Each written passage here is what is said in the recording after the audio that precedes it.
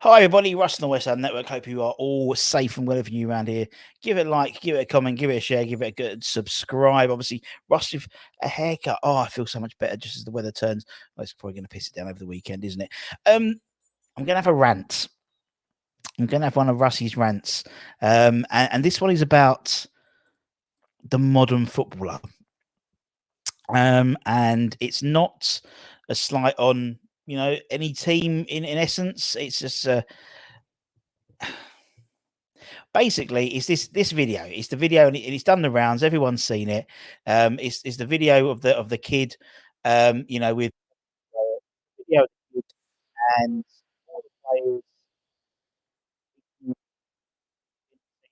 players, in the team hotel as they go back into the bus having lost. I think it was against Bournemouth. Now this video isn't the true story, but look, this guy's little boys are waving, getting completely blanked by the players. Now, obviously, some of the players did stop and talk to him. Luke Ayling, the manager at the time, Javier Glacia.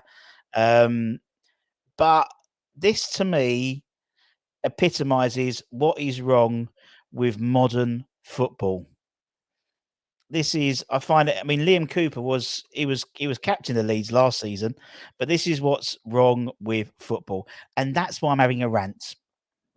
I'm just going to stop that because the video, and then obviously we had the situation with Arsenal as well when they played West Ham at the London Stadium, and the away mascot, and just all the players doing the bare minimum. I mean, look, if I show you, you've got literally and actually no one of them, you can see the mouse moving, no one is talking to any of them, just passing the pen down. Some of them can't even bother to take their headphones out of their ears. I mean, there's the captain, Martin Odegaard. I think he probably actually doesn't even say anything. No, doesn't even look. He's got his headphones in his ears. And that poor girl, and also that dad as well. I think actually Ben White actually does say something, and he has a decency to take his headphones off. But what is going on with football? And that epitomizes, those two video clips epitomizes what I think's wrong with football and why it's a real shame. I find it a real shame that kids nowadays can't experience just interaction with a footballer. I mean, look at that. Look at the back of that Leeds thing. That kid must. I mean, we know how expensive for anyone who's a parent or anyone who buys a kit. We know how expensive kits are. That kid was in a full kit. It must be 70 notes, I reckon, at least. And people having waving, people not even having the decency to say hello or anything like that. So, what do the Leeds lot do? What do the Leeds team do? They've been found out. It's been shared all over social media. They take to social media again. They take to their website and release a statement. How is that? How does that make things better? It doesn't make things. It's. I get so wound up about it because I just find it so sad. Because there was nothing more exciting to me than walking down the road and seeing, and I say it all the time, seeing Paul Konchesky in in Woolworths buying a massive bag of pick a mix. That was. I'm now 42. I will be 42. I'm 41 now. I'm 41, and I still remember it like it was yesterday. I still remember meeting Peter Butler at the Junior Hammers birthday party. I still remember, serving Shaka Hislop when I used to work at Safeways. These things stick in your mind. What memories that kid going to have? How every player ignored him. Now, what will probably happen is that kid will probably the dad will contact the club. The club will then say, "Oh, come down and be a guest at our thing," and and they put the red carpet on. But that's too late. That's only as a reaction, and obviously that's only been shown on camera. What happens beyond the camera is a lot worse. A lot of stuff. I mean, this is what I mean about what frustrates me with football. You've got situations now where, and I don't even think it's been. I don't even think it's a long time ago that footballers were still not men of the people, but still had that interaction and still, you know, had that connection with fans. It's not saying this isn't a blanket. Not saying every footballer's, because actually a lot of players do. The interaction now is more digital, same as, but that's unfortunately life in general. Getting a tick, getting a like or a retweet or a comment on your tweet about from your favorite player is now, unfortunately, for a lot of people, just as fun as getting a signature or shaking their hands for real. There's a reason why the likes of Ian at E13 events and Leonard Mandeville promotions sell out every night for their ex-player nights, because men and women of a certain age still enjoy interacting with the players, because they were, whether it was the Frank McAvinneys as well, whether it's the Tony Cotteys, Colton, probably that was probably the last generation. I said, I don't think in about 20 years' time I'm going to go down the cliffs and see Felipe Anderson and Sebastian Haller talking about the Pellegrini years, being hosted by Javi Hernandez. And that's a real shame, because there's going to be a whole generation of football fans who are not going to have that connection with a player. And I firsthand, I know what it's like.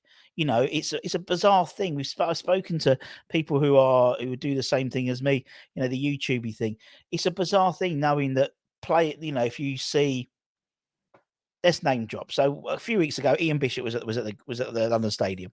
As I was walking up the stairs, he popped his head out, went, "Hello, Russ," and gave me a cuddle. That to me is just bizarre, but it's I wouldn't expect walking down I don't know, the corridor, and I don't know, Emerson pulls his face, "Hello, Russ." Not going to happen. Not going to happen. The days where we used to, particularly Upton Park, there's German Holtz from formerly of the Scandinavian Hammers. We used to put your arms through for the bars, and players would sign. I remember when we used to do the open training sessions, the likes of, and again, not million, probably that's that season, maybe the season before, the likes of Adrian, the likes of Diafrasacco, Cheku Chiarte were there for hours, signing everybody's shirt, interacting with everybody, taking selfies. And that's something I think nowadays we've lost it.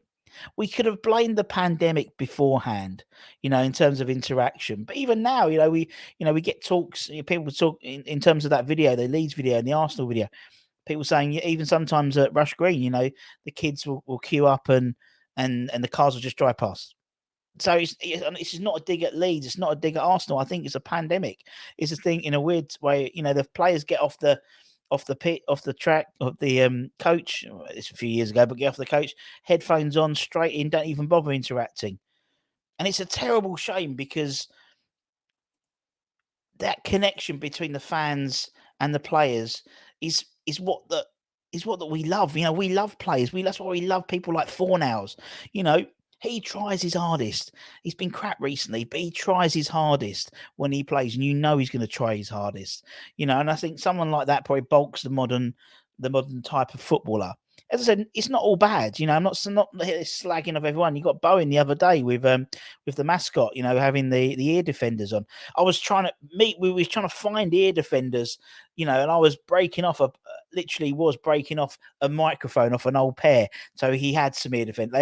They found some eventually, but things like that, and you see, when kids come out of hospital and stuff like that, Deck, or there was one I watched today with Mbama, Divine, beautiful little video saying, "Look, I'm really sorry, I didn't see the sign," because now kids bring the signs. It's, "Let me get you a signed shirt," and the kid, it's like it's Christmas. And I don't think players sometimes realize the impact they make on kids. That interaction, that sort of just a shake of the hand, a high five, a signature, for kids, it's everything to them. As I said, it was everything to me. I mean, the same as you. You'll remember, if you're of a certain vintage, remembering your first interaction with a football player. It doesn't have to be West Ham; it could be any football player, and using all of them. Now, almost like footballers, almost like on a different level now than they were, in terms of that exclusivity. Which is why I think when they do the ex-player nights, they're so sort of well attended for that exact reason.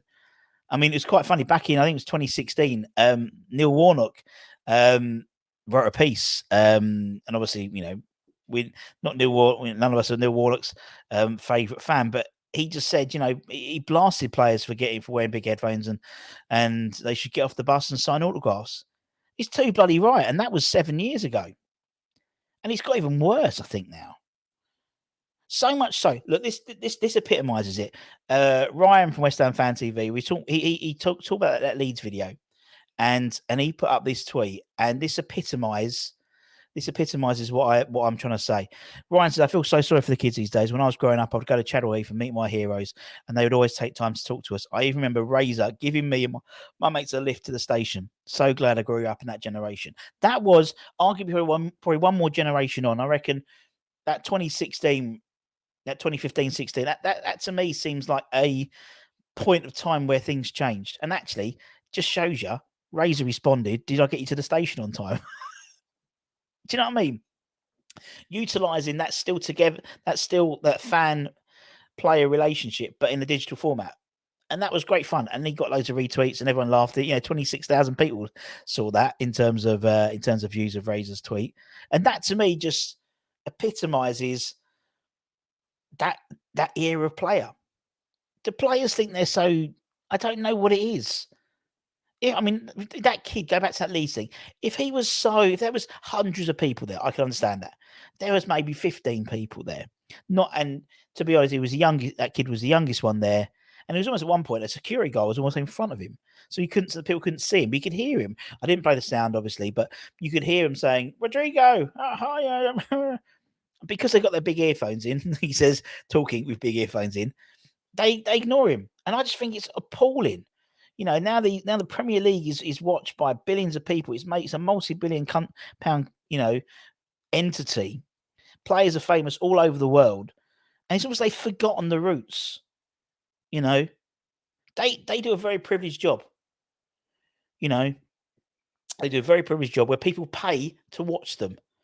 People don't pay to watch me sell market research or do YouTube videos. Really, it's not really, to be honest. But you know what I mean? They don't pay. They pay to watch you do it. Same as an actor, same as a TV star. And only out of all the people in the world who can play football, only a small percentage turn professional, and only a small fraction of them become a Premier League player.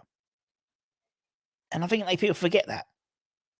I think they get from such a young age, they get so blown smoke up their arse from such a young age. As you said, when we did the youth stuff and we spoke to Bertie and Adam and Izzy, they were saying, kids today, they just got it. They got it so easy. They don't have to clean the boots. They don't get 50 quid from Ian Wright for Christmas or a pair of old boots from DiCanio for Christmas. And I think that's what's wrong with it. I think that's why, we don't have this sort of widespread affiliation with some player. I mean, that's not saying it's not every player. And I know I'm ranting, I know I'm going on, but I watched that video and it just boiled my blood. And I'm not even, as I said, I've just turned, there'll be people a lot older than me who would remember Bobby Moore's sports shop, from Upton Park, and he would be in there a few times, or, a lot of players had second jobs, but still they were, professional football players, as he says, the ice cream van goes past. 99 for me, please. Hold the flake.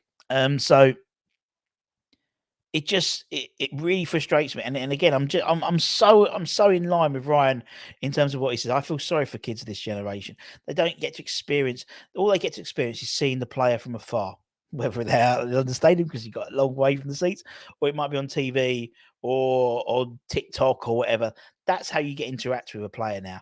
You don't get to talk to them. You don't get to shake their hands very often. You don't get to go to a night out and they'll be talking and saying the same fucking stories they've been saying for the last 20, 30 years, but you're still paying money to go and listen to them because of their personality. And that's a real shame. It's a real shame. And there's no coming back from it. It's a point of time that is now.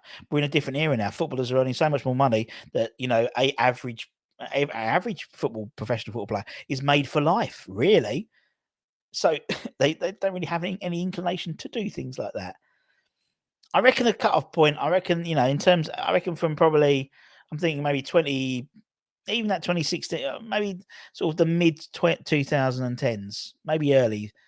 That's to me when it started changing a little bit, and that's because more money gets entered into the game. Anyway, rant over. I'll be really interested to know your thoughts. Please let me know in the comments below what you think, and give me your best. Give me your best player interaction, or the most random player interaction. We'll do a prize. We'll do a prize for what I think's the most random interaction. Okay, we'll do it. We'll do it next week. We'll go through them, and I'll pick the most random interaction, and it's got to be genuine. Okay, I can't prove it, but if you're taking the bother to do an elaborate story, then fair enough. If it's as random as Paul Konchesky, not Paul Konchesky, Paul Kitson buying a shitload of pick a mix from Woolworths in Loughton, that's the level of obscurity I want to get to, because I think we get some really funny stories. There was one I know, one of the follow, I think it's James Farmer or someone. It was Alan Pardew in Gatwick Airport, duty free or something like that. That's what I want. That's what I want. I don't know. It must be a million ones, but anyway, rant over. It's not going to go back, but I just wanted to get it out of my system. Take care, stay safe, stay warm, stay humble, keep the faith, my friends. We'll be back for lunchtime live in a few hours' time, and then we'll have the press conference and everything for the Man United game. It's all cracking on. Much love.